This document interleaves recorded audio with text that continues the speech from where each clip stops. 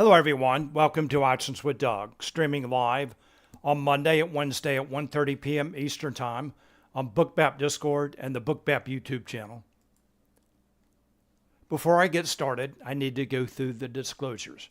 General disclosure. All Bookmap limited materials, information, and presentations are for educational purposes only and should not be considered specific investment advice nor recommendations. Risk disclosure. Trading futures, equities, and options involves substantial risk of loss. It is not suitable for all investors. Past performance is not necessarily indicative of future results. Here's my contact information. The best way to get in touch with me is through Discord. My name on Discord is Doug P. Also in Bookmap Discord, there's an Options-Doug chat channel. You can post questions, comments, and content related to the topics of my presentation and the topics of the channel that I'll go through in just a moment.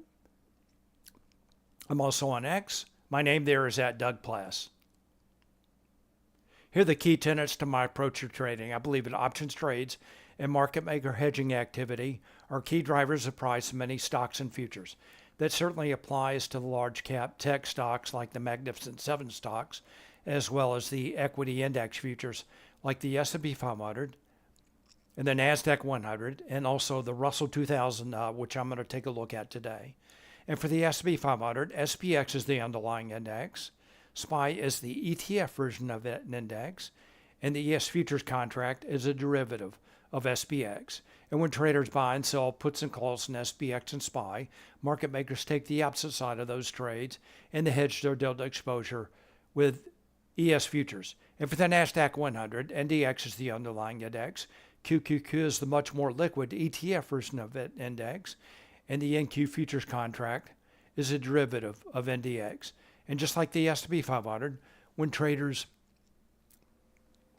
buy and sell puts and calls in NDX and QQQ, market makers take the opposite side of those trades and they hedge their delta exposure with NQ futures. The focus of my presentation today and the focus of the Options-Doug chat channel is options order flow, the impact of options markets on stocks and futures, and the influence of market maker hedging flow on price action. I have a two-step process for trading, and first is planning, and I use positional analysis. I look at how traders and market makers are positioned in the options market and how those positions change from day to day to develop a thesis regarding the expected trading range and volatility for the day, as well as a directional bias. And the second step in my process is execution. I look at real-time order flow in Bookmap and real-time market maker hedging flow in Spotgamma Hero to confirm my thesis, and for setups. And when I talk about setups today, I will be focusing on the underlying asset. Setups in that asset can be taken with futures contracts, shares of stock, or options, depending on the asset as well as the way you like to trade. Questions and comments are welcome, and I will be watching both the Options-Doug chat channel as well as the chat and YouTube for your questions or comments. Please feel free to post. I'll do my best to answer your questions. Hello, Stephen. Welcome. Glad you're here. And hello, Jamie. Welcome. Glad you're here as well. And Jamie asked, 10 a.m. news, how important is it? Did options traders wake up and become activated once the 10 a.m. news came out today? Thanks. All right, so we'll take a look at all the news that came out this morning. There was the ADP employment report at 8:15, then the S&P Global PMI at 9:45, and then the ISM PMI at 10 a.m., and all those were market movers. And there was movement both in the futures markets as well as the options. So we'll take a look at that in just a couple minutes. All right, so here's my agenda for today. First of all, go over news items, economic data and events for today as well as the rest of the week. Then I'll go through my positional analysis. Then I'll review some setups from earlier today. Then I'll take a look at the live market. And when I get to the live market, if anyone has any stocks they want me to take a look at, please let me know. I'll be glad to do that. All right, so let's start with economic data for today as well as the rest of the week. And actually, let's cover the rest of the week coming up, and then we'll get to the data for today. All right, so coming up tomorrow, jobless claims, 8:30 a.m. Eastern Time. The big data, the release of the week, is on Friday, 8:30 a.m. Eastern Time, jobs report. And based on the, excuse me, based on the reaction to the ADP report this morning, I would expect some decent-sized reaction to the 8:30 a.m. jobs report on Friday. All right, so let's get to the data for today. Let's take a look at Bookmap. And this is the ES Futures and Bookmap. And I'm zoomed out for a reason. Let's zoom back in. So let's take a look at the data that came out this morning. So first of all, 8:30 a.m. Eastern Time, the ADP employment report, I think that's the private employment report, came out much lower than expected. So that was lower than expected, lower than the previous number. And you can see there was quite a bearish reaction. And note this key level today. This 59.66 combo 1 level. ES found support. So that's an SPX level. And ES found support at that level before the cash open, after the ADP data, as well as after the 10 a.m. data. All right, so that was the ADP report at 8:15 a.m. Eastern Time. Then the next data release, 9:45 PMI data. That was the S&P PMI data.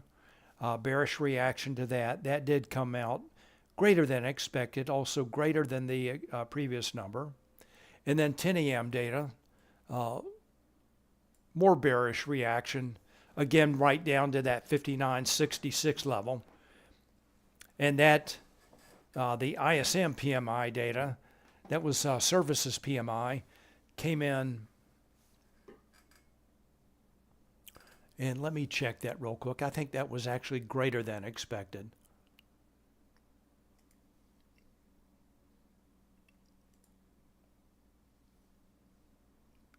Give me just a moment.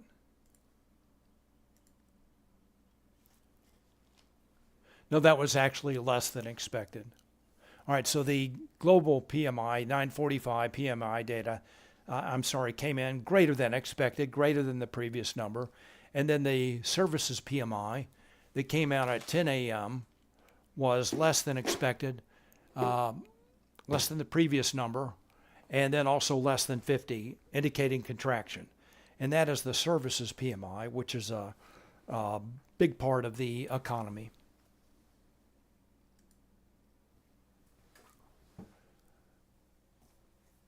All right, let me check for... so Jamie Tapzan, welcome. Glad you're here. Mr. Nevermore, do be sorry about that. So that's the news. So the reaction to the ADP report, bearish. Reaction to the ISM services PMI, also bearish. And again, key level of support at the 59.66 level. We'll talk more about that level in just a few minutes.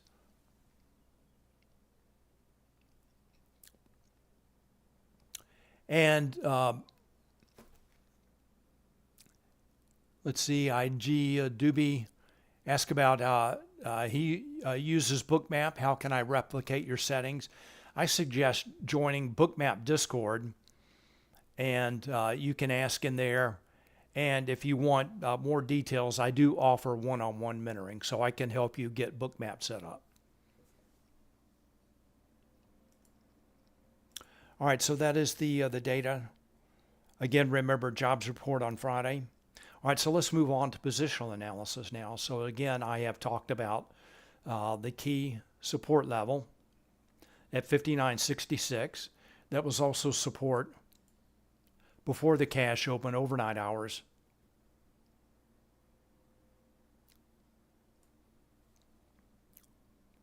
And again, more about that level. We'll take a look at that in just a couple of minutes.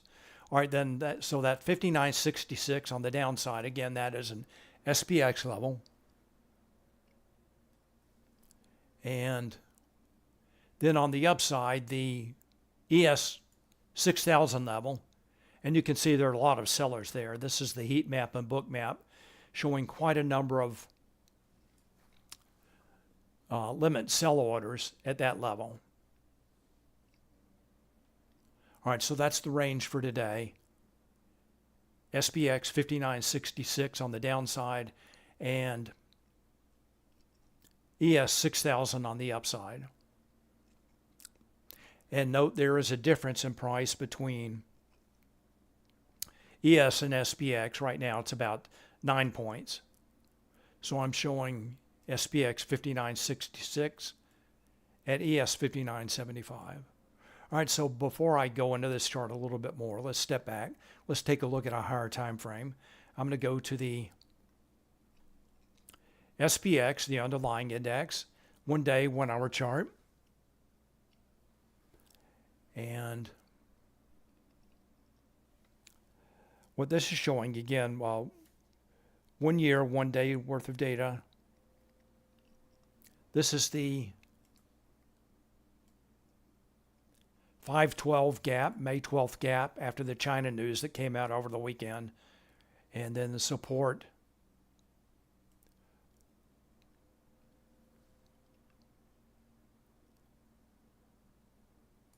right at 57, right around 57.67, kind of defining the lower end of this range.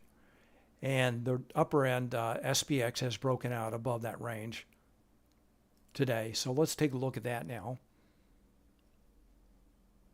Let's go to a 30-day 1 hour chart. And note I have zoomed in a little bit more. So this is a 1 hour chart, but it's less than 30 days. So here is this combo level that I've mentioned before, this 59.66 level. That was resistance before, the upper end of that range after the breakout, the 512 breakout. And then SPX broke out above that level yesterday. The dark shaded portions are the everyday, daily. So SPX broke out above that level, then found support.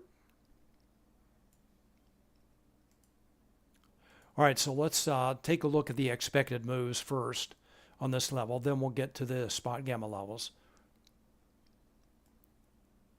First of all, the dashed purple lines are showing the lower and upper weekly expected move. This is based on the options market. Based on the closing price for SPX from Friday, those levels remain in place for the entire week. And then the dashed blue lines are showing the lower and upper daily expected move, also based on the options market, based on the closing price for SPX from yesterday. I do post those levels in Discord every day the evening before. All right, the dark red lines are Spotgamma levels. These are provided to Spotgamma subscribers. They're available on a variety of trading platforms. Again, this is Thinkorswim. I'm going to point out the key daily levels. These are based on gamma-weighted open interest. First of all, the put wall has moved down to 5,600 today. That's a strike with largest net negative gamma that can be expected to act as support. That level did move down for 5,700 yesterday, and that was the only shift in levels for SPX. Next level up is the volatility trigger at 58.95. That's a strike with, that is Spotgamma's proprietary gamma and volatility flip level. Below that level, market makers' position on the gamma curve is negative. In negative gamma environment, market makers have to trade with a price to hedge their delta exposure. That tends to enhance or increase volatility. Above that level, market makers' position on the gamma curve is positive. In a positive gamma environment, market makers have to trade against price to hedge their delta exposure. That tends to subdue or decrease volatility. And note that is based on Spotgamma's older model they call the naive model. We'll take a look at gamma based on their newer synthetic open interest model in just a couple minutes. All right, so that is the volatility trigger. No change from yesterday. Then finally, the next key level up above is the 6,000 level. That is the call wall. That's a strike with the largest absolute positive gamma that can be expected to act as resistance. And that is also the absolute gamma strike, the strike with the largest absolute positive and negative gamma. So that's where most of the gamma-weighted open interest is concentrated. And again, the call wall is a strike with the largest net positive gamma. All right, let's wrap up our view of SPX with a, let me zoom out, clean this up.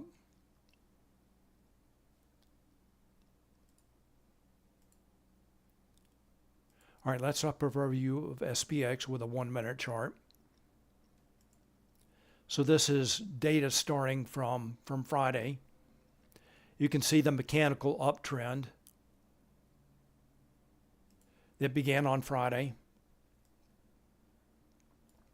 resumed after a little bit of a pullback on Monday morning, and then just a very steady mechanical uptrend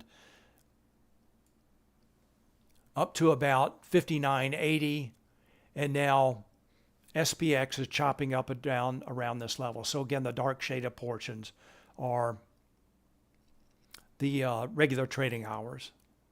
And again, there's that support at the 59.61 combo level, key support level for today. All right, so a little bit of a consolidation after the move up that really began on Friday midday. All right, back to Bookmap. Very, very clear range day today. So let me check for questions. Mr. Nevermore asked, are you talking about the ISM service numbers? So I was talking about the ADP number, the S&P PMI numbers, and the ISM PMI numbers. And hello, Elite Traders Pro. Thank you. Good to see you as well. Tapzan asked, how do you determine the range? Which range? I'm not sure what you're talking about today. I'm looking at this range right here again. So I can see support at this level, key level, acted as resistance before, now support. And then on 6,000, ES 6,000 on the upside. So that's how I'm determining the range. And hello, Kevin. Kevin says, good afternoon from Lakeland, Florida. Welcome, glad you're here. And Mr. Nevermore asked, do these levels change automatically on the chart, or are you drawing all manually in toss? All right, so Thinkorswim, that is a combination of manual and automatic. So let's go back to Thinkorswim. So Spotgamma provides these levels for a variety of trading platforms. Again, this is Thinkorswim. And for Thinkorswim, Spotgamma provides a script every day. So what I have to do is go into Studies here, go to Edit Studies, right-click on the Spotgamma, and this provides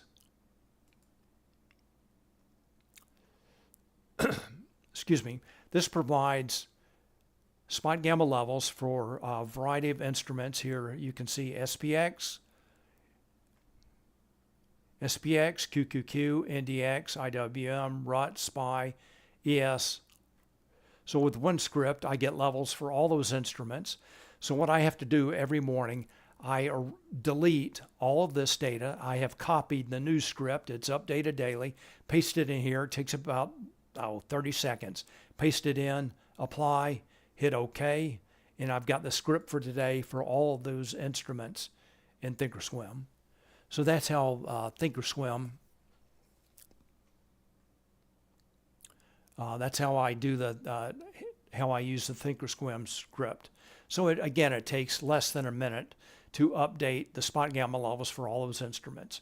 Now in Bookmap, I do update levels manually. Spotgamma does provide cloud notes for Bookmap, but I like to add some additional information. So I just show my own levels. I use an add-on called Price Lines, And then I have a spreadsheet here that I update.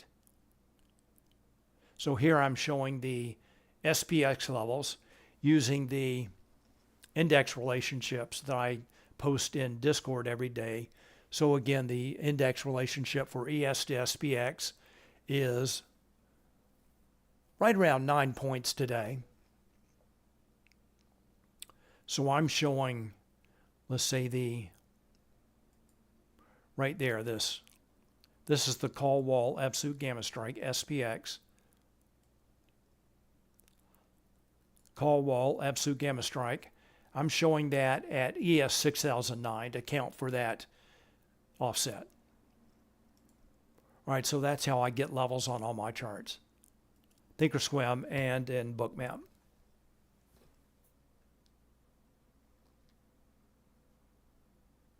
And Jamie asked to show the Spotgamma chart. I assume the hero chart. Yeah, I'll get to that.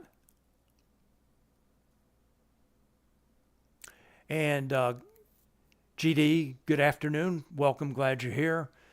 Says, thanks for covering the topic. Could you please help me spot the iceberg orders and stop orders in the heat map? Sure, I'll be glad to do that when we get to setups. All right, so that's the S&P 500. I talked about key levels, range, shifts and levels for SPX, the put wall shifted lower, and for SPY, the volatility trigger and absolute gamma strike shifted higher. All right, let's move on to NASDAQ. And after this, we'll take a look at setups. So what I'm planning on doing is finishing up the positional analysis, and we'll talk about gamma and then get on to setups and then the live market. All right, so let's talk about NASDAQ quickly here. So NASDAQ also trading at a range today.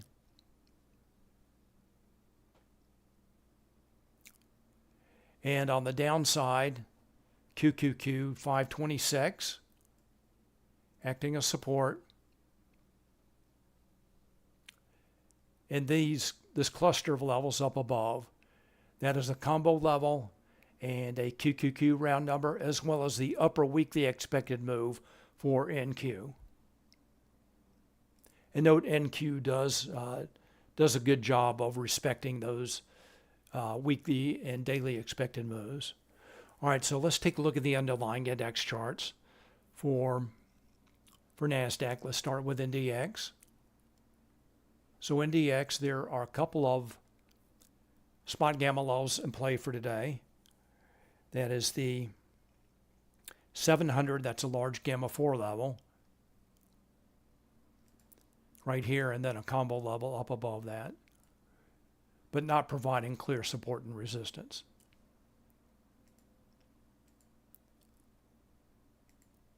Let's go to QQQ.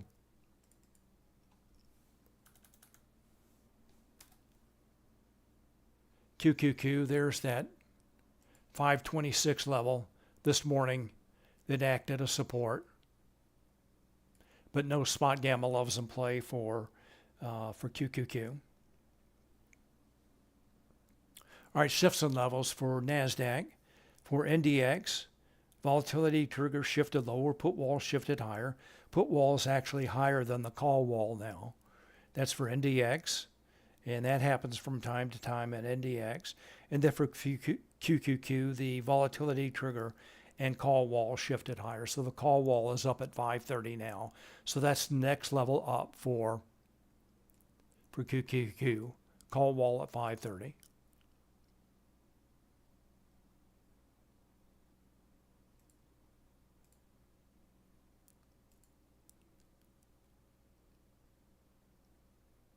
All right, so there's that QQQ call wall, potential resistance up above. All right, let's wrap up positional analysis by taking a look at gamma. Then we'll get to setups in the live market. So just quickly, this is based on the older model, but I'd like to look at this for a point of reference. This is market maker's position on the gamma curve at the beginning of the day for the S&P 500. and the S&P 500, NASDAQ, and Russell 2000. Positive for S&P 500 and NASDAQ, and then negative, still negative gamma for the Russell 2000. All right, so that's based on the older model. Let's take a look now at Trace. This is available to Spotgamma subscribers, and this is a more current view of gamma based on their new synthetic open interest model. Blue shading is positive gamma. In positive gamma, we're looking for market makers to buy dips and sell rips. And then in red shading, negative gamma, we're looking for market makers to trade with price. All right, let's step back in time. One thing I want to point out, so we see there is plenty of support down below, right around 5,900. Blue positive gamma, look for market makers to buy dips around that level if price moves down there. Also, this is the short call strike with the JP Morgan collar. So that's definitely in the money now. And market makers, of course, have their long calls, positive gamma there. And that expires at the end of June, at the end of the month. And if price moves back down toward 5,900, that will only grow. That will grow as expiration approaches and it becomes closer to the money. So gamma is greatest at the money at expiration. All right, let's step back in time a little bit. One thing I want to point out. Take a look, focus on this 6,000 strike right here. 6,000. Let's go back toward closer to the open. And we'll step through time. So you can see the 6,000 strike there. Positive gamma. Looks like traders are selling calls, so market makers buy the calls. And as price moves up toward that level, you can see traders are during the day, as time passes, traders are taking those calls off. So that gamma at 6,000 is decreasing. Positive gamma at 6,000. All right, so overall, again, we have SPX trading in a region of negative gamma, a little bit of positive gamma here at 59.75. And that was noted as resistance in the Spotgamma AM Founders note. Looks like it may have acted as support. And then the positive gamma concentrated mainly down below at 5,900, and then negative gamma up above.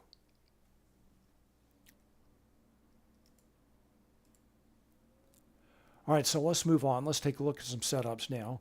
So what I was looking for, higher volatility above, and then support below based on this model right here. All right, so let's move on. Let's take a look at some setups now. So somebody was asking about the Spotgamma chart earlier, and so here you go, Jamie. This is the hero chart. I assume that you're asking about that. So let's take a look at this. So what this chart is showing is options trades and market maker hedging activity for the S&P 500 index components. That is SPX, SPY, XSP, and ES futures. The white line is price for SPX, and the purple line is the hero signal. A rising hero signal indicates traders are taking positive delta options positions. They're buying calls and or selling puts. And then a falling hero signal indicates traders taking negative delta options positions. They are buying puts and or selling calls. Market makers take the opposite side of those trades, and they hedge the delta exposure with ES futures. So let's focus on this first morning setup. You can see a brief bullish opening drive up until about 9:45. Again, that S&P PMI data release. Price drops lower. So Jamie, you can see that traders were already taking negative delta options positions before the 10 a.m. data release. So that was a nice leading indicator there. Traders already taking negative delta options positions again before the 10 a.m. data release. And let's take a look at the other signal that's available for the S&P 500. This is the S&P 500 equity signal. So it's showing options trades and market maker hedging activity for the 500 stocks in the S&P 500 index. Also moving lower, actually before the 9:45 data release, and then starts to drop sharply lower after the 10 a.m. data release. So another leading indicator indicating that traders were taking negative delta options positions before the data release at 9:45 and 10 a.m. So let's take a closer look. We'll separate out puts and calls and see what they were doing. So the blue line is showing puts, and the orange line is showing calls. So this shows traders started buying puts. Oops, sorry about that. Auto zoom. Let's go, we'll zoom back. All right, back to equities. Traders started buying puts right around 9:40. And the call buyers took their foot off the gas right at 9:40, then started selling calls after the 10 a.m. data release. So that's the equities. I think the total signal, I typically look at the total signal for at least the first 30 minutes in the morning, unless I want more clarity. But similar picture here for the index signal. Brief bullish opening drive. Call buyers take the foot off the gas, and actually on the index signal already start to sell calls, buy puts. That is bearish momentum when both the orange line and the blue line are moving in the same direction, in this case down. So there you go, Jamie. Traders were taking negative delta options positions before the data releases again at 9:45 and 10 a.m., providing a nice leading indicator. All right, so that's the S&P 500. Let's go to Bookmap and see what traders are doing. So let's zoom in.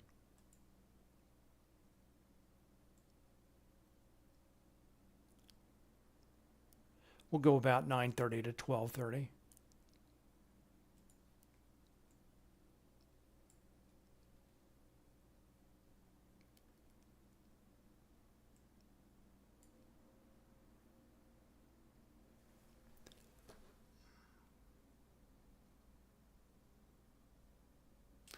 All right, GD asked about stops and icebergs. So there are two stops and icebergs, or forms of stops and icebergs indicator. I'm going to turn on the on chart, and I already have the sub chart. And the sub chart provides a very clear signal for the move lower and the move higher. So that is the light blue line on the subchart here. So you can see as price was moving up this morning, large traders were fading that move with iceberg orders. So as price was moving up toward this level of high liquidity that acted as resistance, absorption in that level, large traders were already fading that move with iceberg orders. And remember, just a few minutes after the open, traders were taking negative delta options positions in both the index components and the S&P 500 stocks. So there are your clues. Large traders selling with iceberg orders, they were fading that move. Resistance up above at ES 6000. Large and also options traders taking negative delta positions, again in the index and S&P 500 stocks. And this is typical behavior of large traders with iceberg orders to fade moves. So I have the subchart, which I have in sum mode, showing the sum of all the iceberg orders. And then I also have the on-chart indicator. So this E right here, E 893/17, that is showing 893 contracts executed, sell iceberg orders, and 17 different executions. That's because I'm have a lot of time shown here, 3 hours worth of data. So it's aggregating that. So that is 674 contracts executed with 12 different executions. And here, 250 sell icebergs orders executed in 2 executions. All right, the yellow line in the subchart is showing stop orders. So you can see this is very typical also with the move up, buy stop orders, helping to fuel that move higher. And the buy stop orders are shown with this small green dot there. So kind of a stop run up into 6,000. And large faders, again, fading that move with iceberg orders. All right, so the large traders with iceberg orders, again, very typical behavior. As soon as price starts moving lower, they fade the move again. And that gives you a clue for this reversal higher. It came in right around 10.10, something like that. And again, the buy iceberg orders shown with the on-chart indicator. And as price starts moving up, they start to fade the move again. All right, so let's go. We've taken a look at this short setup. Very clear in both Bookmap and in Hero. Let's take a look at this reversal higher that was right around 10.08. And so we already knew that this was a potential support level. It had acted as support before the cash opened several times. So anticipating that level to act as support. And let's go to Hero now. Back to Hero. So in the equity signal, here you can see this flow alert comes in, signals significant options activity, and also a potential reversal in hedging flow from negative delta to positive delta. And that's exactly what happened. And a nice V-shaped reversal there. Traders very quickly shift from negative delta to positive delta. That's in the equities. Zoom in on this a little bit. Same for the index. The flow alert came in somewhere in between the peak and the valley. But the same, traders start taking positive delta positions at that combo 1 support level. All right, so those are the setups in the S&P 500. Let's take a look at NASDAQ.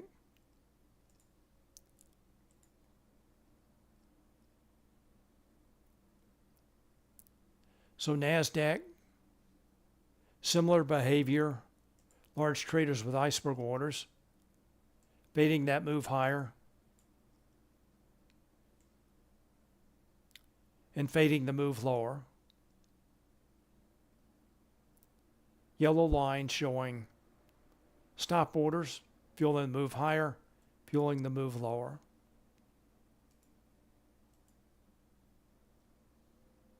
And let's see what options traders are doing in NASDAQ. So just like the S&P 500, there are 2 signals that we can take a look at for NASDAQ. First is the index signal showing options trades and market maker hedging activity for the NQ index components. That's NDX and again the ETF version, the QQQ. Nice peak pattern here. Came in a little bit later than the peaks for the S&P 500 index and equities components.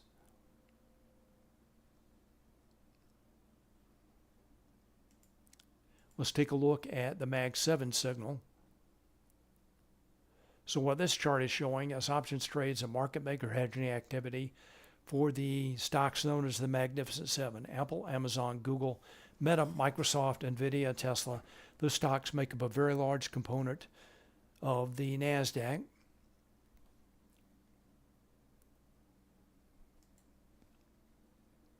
So the peak pattern came in earlier. So just like the S&P 500 index and equities, large traders were fading that move before the 9:45 and 10 a.m. data releases. They were taking negative delta options positions. All right, one other instrument, futures instrument that I want to take a look at is the Russell 2000. I've been watching this for a while now, and I really like the price action, and it does respond well to levels and also options trades. Let's take a look at a couple of key levels. I won't spend much time on this, but this is resistance right after the cash open 9:30 at the IWM 210 large gamma 3 level. Also earlier before the cash open, the RUT 2100 absolute gamma strike call wall acted as support. All right, so those are the key levels, support and resistance. Then down below, right around this 2096.0 gamma level, around that level has been support, acting somewhat as support. All right, let's take a look at Hero for Russell 2000. So there are three components that I have here. First of all, the individual components of this Russell 2000 IWM. Very close correlation between price action. So this is the Hero signal and price for IWM, showing a very brief opening drive, bullish opening drive, foot off the gas, then start taking negative delta positions. And again, that was before the 10 a.m. data release. All right, the other's RUT. And let's zoom in here. Note this large vertical line here. That's an institutional block order, taking negative delta positions before the data releases. And let's take a look at the combined signal. So you can see, in this case, the Russell 2000 was leading both the other indexes to the downside this morning, with a sharp drop, setting up a very nice short. Remember that 510 large gamma 3 level, acting as resistance for the Russell 2000. So setting up a very nice short and leading the other indexes, S&P 500 and NASDAQ lower. And Igi Duby ask, are these signals real time? Yes, they are. So Hero is real time. Yes, it is. So you can see it is constantly updating. So we'll take a look at that in just a minute when we get the live market. All right, so those are the equity indexes that I wanted to take a look at. Let's take a quick look at some stocks, then we'll get to the live market. All right, so I want to take a look at a couple of bullish opening drives and a couple of bearish opening drives. So first of all, here's Apple. I'm going to shift to puts and calls, and I'm going to jump back to avoid the auto zoom. So you can see in Apple here, there was a bullish opening drive that's shown by the orange line. When traders buy calls, that's shown by the rising orange line. Market makers sell the calls, they have to buy stock to add to the delta exposure. So bullish opening drive in Apple. And they took the foot off the gas just after 10 a.m. and then price reversed lower as the fuel that had driven price higher was gone, was used up. All right, so let's go to Bookmap. We'll take a look at Apple.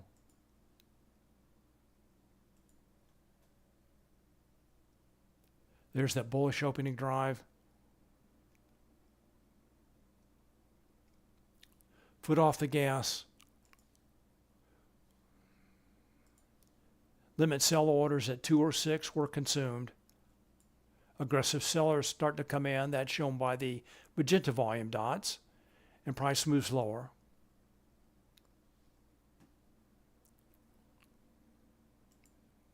All right, so bullish opening drive. Then foot off the gas. Call exhaustion. Price moves lower. And cumulative volume delta continues to drop. All right, next stock I want to take a look at is Meta. Another bullish opening drive. And in the case of Meta, it is holding up better than Apple. So let's take a look at Hero, see what options traders are doing. We'll go to Meta. All right, so very bullish opening drive. All right, you can see it here, barely. Flow alert comes in right after the cash open. Signals significant options activity. Get your attention. And traders buying calls again. Market makers sell the calls. They have to buy stock to edge the delta exposure.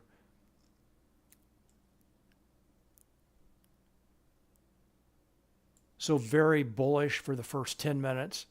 Then the slope gradually declines a little bit. And then finally, call buyers take the foot off the gas right around 10:15, 10:20, and Meta consolidates.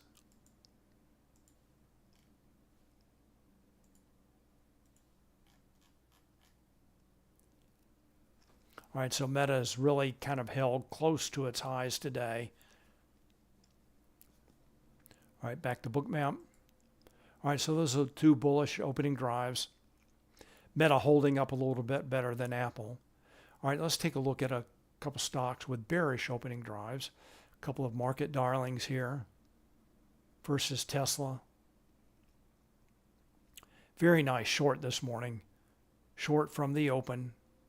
Sharp drop.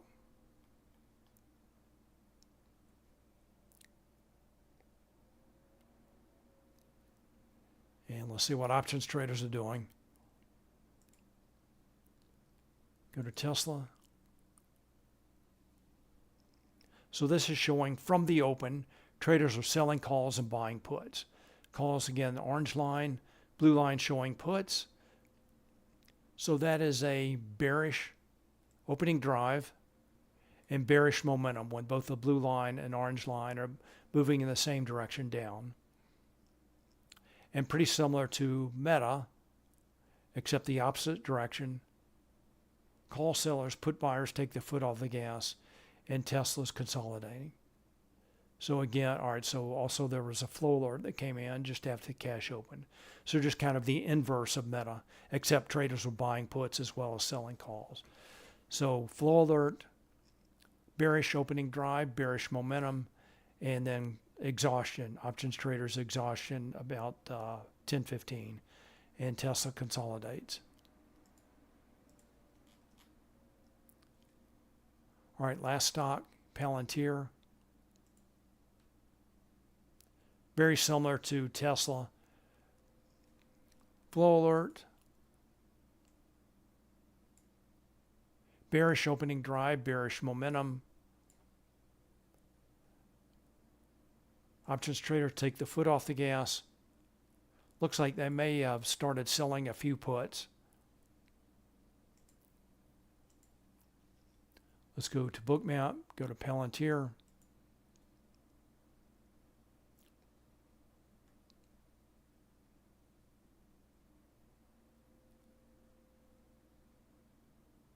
Let me zoom in on this.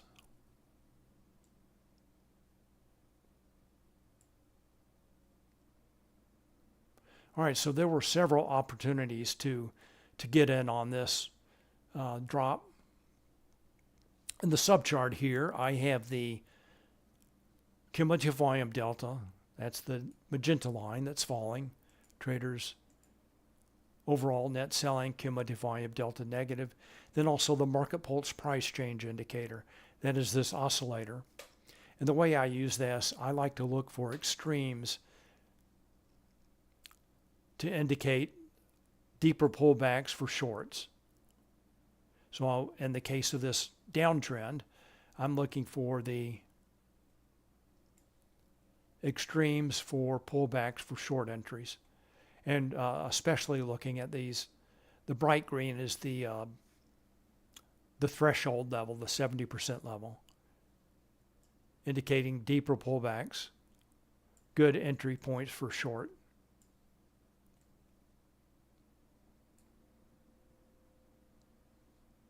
And again, we know that the options traders were exhausted right around 10:15, so time to take profits. As price moved down to the 126 level. And again, options traders took their foot off the gas. All right, back to Hero. All right, any questions? Any more questions? And everyone on YouTube, did I answer your questions? If not, let me know. All right, I'm going to shift back to the total signal. And let's go take a look at the indexes. Let's go back to the S&P 500 index signal. So you can see that's rising. Let's take a look. Hello, Mike. Welcome. Glad you're here. Ask what indicator was that in the subchart again?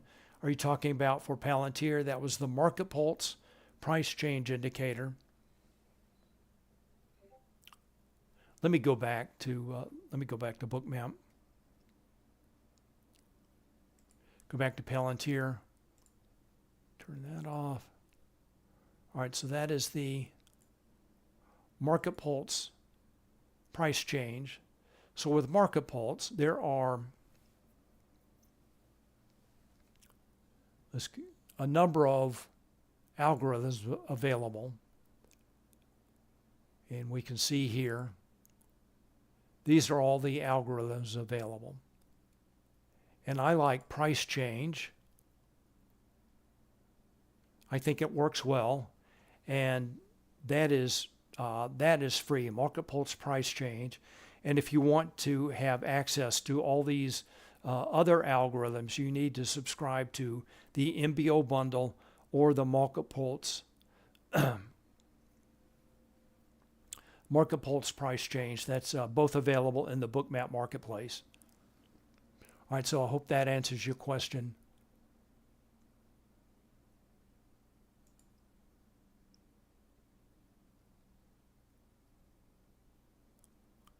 All right, let's get rid of that. Already have Palantir. All right, so again, that's the market pulse price change. All right, so let's go take a look at the indexes now. Let's zoom in. I'm going to tone down the heat map just a little bit. It's pretty noisy today. Also, I'll leave the stops and icebergs on chart on right now. So let's see what options traders are doing. So the hero signal for the indexes, index components rising. I'm going to open this up open up another window of hero here. Let's go to the equities, full screen.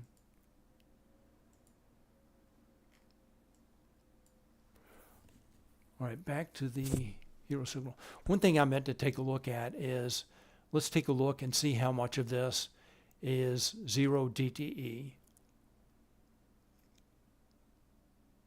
All right, so you can see the purple line is showing all expirations, and the teal line is showing options that expire at the end of the day. So you can see in the index components, most of the move higher today is driven by 0 TDE options.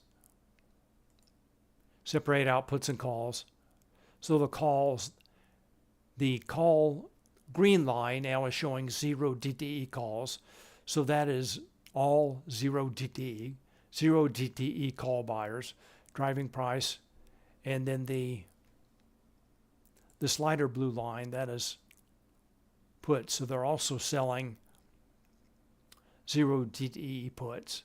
And this blue line that we're familiar with, that is the all trades. All right, so let's go back to the total signal. So you can see today, no long-term consequence. These are all 0 DTE options traders driving price today. And looks like the hero signal for the index has turned lower.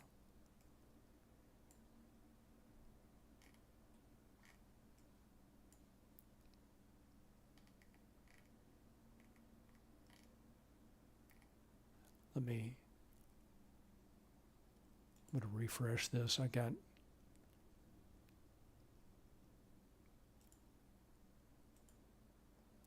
all right, zoom in. All right, so overall, though, the signal is pretty flat. Let's check the equities now.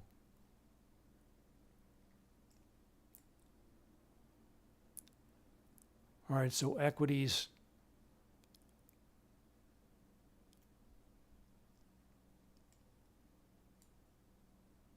flat, a little move up, a little move down. Let's go to Bookmap.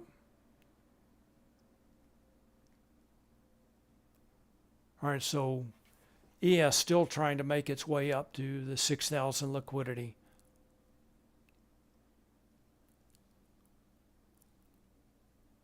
And that was a little stop run up towards 6,000 just a few minutes ago.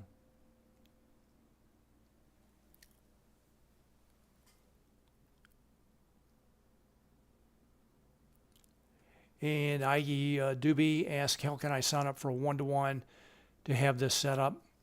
So you can contact me on Discord. Again, my name on Discord is Doug P.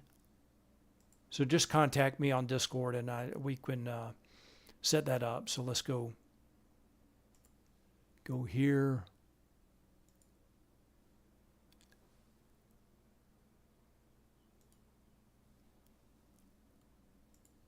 So just contact me on Discord, and I'll be glad to talk about one-on-one mentoring there. All right, let's go back to Hero. Oops.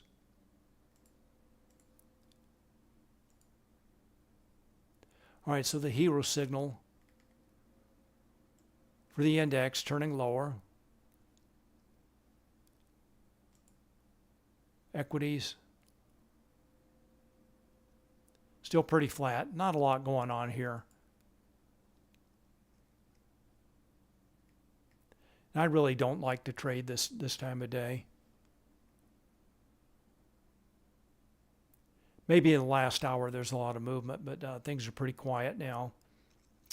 Best setups were this morning, the short and the long that I talked about, especially in the S&P 500 and the short and the Russell 2000. Let's check NASDAQ. NASDAQ continues to grind higher toward the QQQ 530 call wall.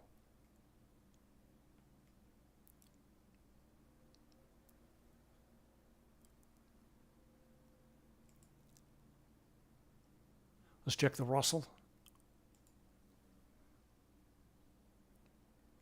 All right, showing a little bit more weakness.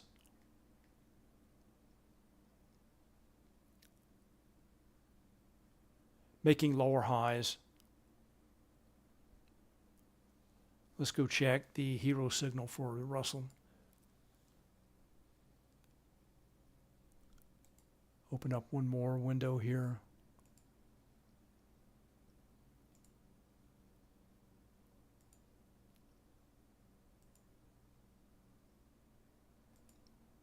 All right, so the hero signal moving up as price moves lower, maybe setting up a long. Back to Bookmap.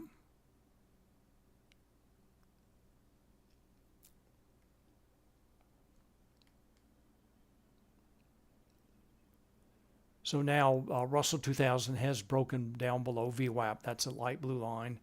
So if I were looking for a long, I would look for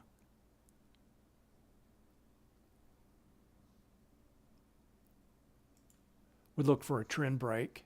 So notice how it found resistance in the upper weekly expected move. Right now making a series of lower highs. All right, let's wrap up. Let's go to the S&P 500. Last call for questions.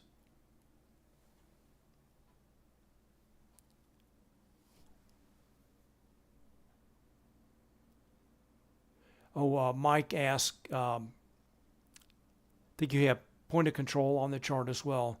Do you use that for any decisions? Not really. That it's something I do take a look at. The point of control is this purple line right here.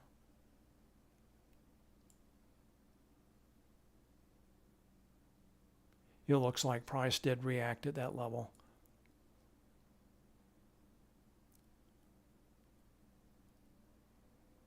So, Mike, I do look at the point of control, but it is not the primary basis of any decisions, any trading decision. All right, last call for questions.